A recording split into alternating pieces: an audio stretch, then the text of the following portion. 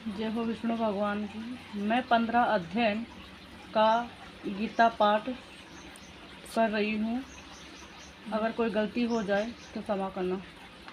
भगवान श्री कृष्ण ने कहा कि हे अर्जुन, आदि पुरुष परमेश्वर मूल रूप वाले अर्थात नारायण वासुदेव भगवान ही नित्य हैं, अंत तथा सबके आधार है। वह सबके ऊपर नित्य धाम में सगुण रूप से वास करने के कारण उद्धव कहे गए हैं। हे मायापति, सर्वशक्तिमान परमेश्वर ही इस संसार वृक्ष के कारण है। इसीलिए इस संसार वृक्ष का ऊर्ध्व मूल वाला ही कहते हैं। बरहा रूप मुख्य शाखा वाला अर्थात उच्च आदि पुरुष परमेश्वर से उत्पत्ति वाला होने तथा नित्य ध्यान से ब्रह्मा लोक में वास करने के कारण वह हिरण्यज्ञ रूप ब्रह्मा को परमेश्वर की अपेक्षा अज्ञ कहा है। वर्ण शास्त्रों में किया गया है, देखो और सुना गया है। वैसा तो तत्व ज्ञान होने के कारण उपरांत नहीं पाया जाता है। हे पार्थ, आँख खोलने के ही पश्चात चौपन का संसार नहीं पाया जाता है, क्योंकि न तो इसका आदि है और न ही अंत और न ही अच्छी प्रकार की स्थिति है। इसलिए इसी अहंता, ममता और वासना रूप आदि ऋढ़ मूल वाले संसार रूपी पीपल के वृक्ष का ऋढ़ ही वैराग्य रूप शास्त्र है और ब्रह्मलोक तक के भोग क्षणिक और नाशवान है। ऐसा ही समझकर इस संसार के समस्त विषय भागों में तथा सुख प्रति और एक रमणीयता का नहीं बसाना ही ऋढ़ वैराग्य रूप शास्त्र है। द्वारा काटने के उपरांत उस परम पद रूप परमेश्वर को अच्छी प्रकार खोजना चाहिए। इससे गए हुए पूर्व संसार में पुनः जन्म नहीं लेते हैं, जिससे परमेश्वर से यह भी पुरातन संसार वृक्ष की प्रवृत्ति विस्तार को प्राप्त हुई है। उसी आदि पुरुष नारायण की भी मैं शरण में हूँ। हे अर्जुन, जिस प्राणी की मोह माया में आसक्त नहीं रहती है, जो नित्य निरंतर प्रभु स्मरण में ही वृत्ति रखता है और जिसकी कोई इच्छा भी नहीं होती है, ऐसे महापुरुष तथा तत्वज्ञानी पुरुष का निश्चय के दिव्य धाम की प्रवृत्ति होती है। अब मैं तुझे ये बताता हूँ कि मेरा जो दिव्य धाम कैसा है।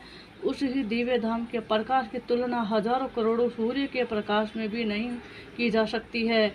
ऐसे में ही चंद्रमा तथा अग्नि का प्रकाश उस दिव्य धाम से ही कैसे बराबरी कर सकता है। इसलिए मेरे कैसे प्रकाशमान और दिव्य धाम में जो प्राणी चला जाता है, वह पुनः जन्म नहीं लेता है। हे धनुर्धर अर्जुन, समूची सृष्टि में जो प्राणी आत्मा रूप में जन्मा, वह मेरा ही सनातन हंस है। उसका कभी नाश नहीं होता है। सत्व रज तम गुणों से व्यक्त मन और पंचेंद्रियों को भी यही आत्मा की पृथक करती है। अर्थात जब भी ये शरीर से गमन करती है, तब चित्त सहित इंद्रियों को उसी प्रकार ग्रहण करती है। जिस प्रकार वायु गंध को ग्रहण करती है और जल घुलनशील पदार्थ को ग्रहण करता है, उनके ग्रहण के उपरांत ही आत्मा नए शरीर को धारण करती है।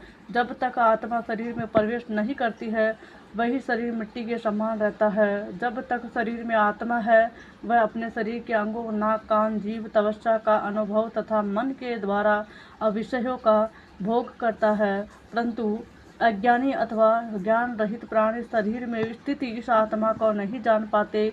अर्थात आत्मा ही एक प्राणी का रूप धारण करके सुख अथवा दुख भोगती है, लेकिन आत्मा प्राणी से सदैव पृथक नहीं रहती है। हे अर्जुन, इसी कारण में अज्ञानियों का आत्मा का बोध नहीं होता है। वह तो आत्मा को ही प्राणी के रूप में देखते हैं। आत्मा देव का अलग अलग दृष्टि से केवल ज्ञानी ही देखते हैं तथा जानते हैं। अज्ञानी पुरुष अपने ही ज्ञान नेत्रों द्वारा ही आत्मा को परम ही पुरुष तत्व के रूप में सर्वस्व प्रकाश रूप निर्लभ तथा मेरे ही हंस के रूप में देखते हैं।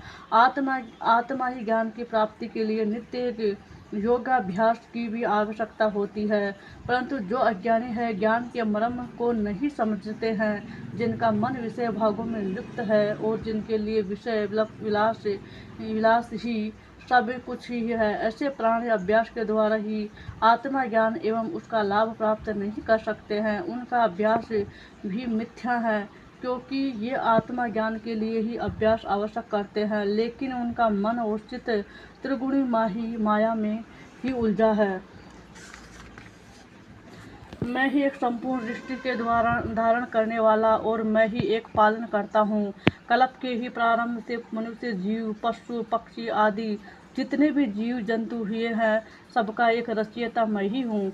उन्हीं के जीवन काल में उनके साथ हर प्रकार से खेलने वाला भी मैं ही हूँ। जिस प्रकार कोई बालक खेल खेल में अपने खिलौने को तोड़ देता है, उसी प्रकार मैं स्वेच्छा से त्रिगुण माया द्वारा सृष्टि को रचता हूँ और उसका विनाश भी मेरे ही द्वारा ही होता है। हे अर्जुन, जो अज्ञानी है वह भ्रमित भी है, वह मुझे नहीं पहचानते, परंतु जो ज्ञानी है वह मुझे पूर्णतम को जान लेते हैं। वह मुझे सर्वव्यापी मानकर नित्य निरंतर मेरा ही स्मरण करते हैं। वह मेरे प्रिय सखा, यही अति रहस्यमय पुरुषोत्तम योग मैंने ही बताया है। जो प्राणी इसको आत्मज्ञान द्वारा जान लेता है, वह मुझे वासुदेव परमेश्वर को ही अपने अनंत कारण में बसा लेता है। वह निष्पाप अर्जुन के मेरे द्वारा कहे गए अति गोपनीय शास्त्र को तत्व से जानकर प्राणी का ज्ञानवान और एक कृतार्थ को हो जाता है। अर्थात उसी के लिए और कुछ भी करना विशेष नहीं रह जाता है, क्योंकि यही तो मेरे परम पद का प्राप्त होता है। 15वां अध्ययन का मातम्य सुना रहे हैं। भगवान विष्णु बोले कि हे लक्ष्मी, अब मैं तुम्हें गीता के 15वें अध्ययन का महात्म्य बताता हूँ। इस अध्ययन पाठ का श्रवण मात्र करने से प्राणी का एक परम पद प्राप्त हो जाता है। प्राचीन समय की बात है, एक नगर में पृथ्वी सिंह नाम का एक राजा राज्य करता था। उसका मंत्री एक सूरवीर काफी साहसी था। राजा उस पर नेत्र मूंद कर विश्वास करता था, परंतु मंत्री के मन में एक कपट था। वह राजा की हत्या करके स्वयं राजगद्दी पर बैठकर राज्य का सुख भोगना चाहता था। समय की गति रुके बगैर आगे बढ़ती चली गई।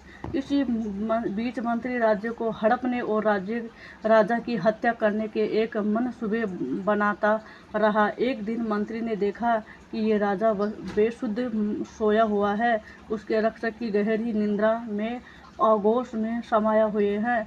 मंत्री सूरवीर ने सोचा कि राजा तो हत्या करने और राज सुख भोगने का, इससे तो अच्छा मौका उसी नहीं मिलेगा।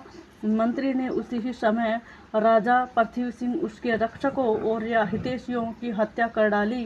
राजा हत्याओं के पश्चात ही मंत्री ने प्रजा के समक्ष काफी एक शोकाग्रस्त होकर शोक प्रकट किया और प्रजा का मन जीत कर स्वयं राजा सिंहासन पर विराजमान हो गया।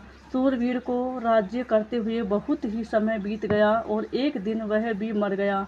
जब एक यमदूतों ने उसे ही धर्मराज के सक्षम पेश किया तो धर्मराज ने कहा कि हे यमदूतों, ये बड़ा पापी है, इसे घोर नरक में यही यातना दी जाए। यमदूत ने उसे नरक में ले गए और इस पाकर वह नरक भोगता रहा। काफी समय तक वह नरक भोगते रहने के पश्चात धर्मराज की आज्ञा अनुसार उसे घोड़े को योनि में जन्म मिला। घोड़े एक शोधा नगर से उसे खरीद लिया और वह अपने राज्य के साथ उसे ही अपनी गुड़साल में बांध दिया। धीरे धीरे घोड़े की योनि में आया सूरवीर काफी हट्टा खट्टा हो गया। एक दिन घोड़ों को सौदागर बहुत से घोड़े लेकर दूसरे नगर में गया। उन घोड़ों में सूरवीर भी था। उस नगर के राजा से सुना कि कोई भी सौदागर बहुत से घोड़े लाया है और वह उन्हें बेच रहा है। उस नगर में राजा को नए नए घोड़े खरीदने और न उन्हीं पर ही सवारी करके शिकार खेलने का काफी शौक था। राजा ने उसे सौदागर को बुलवाया और वह एक घोड़ा पसंद करके खरीद लिया। वह घोड़ा वही मंत्री सूरवीर था जिसे राजा ने